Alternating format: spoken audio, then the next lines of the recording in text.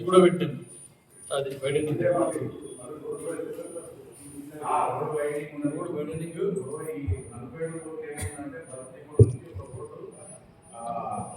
మన 161B existing పాత road.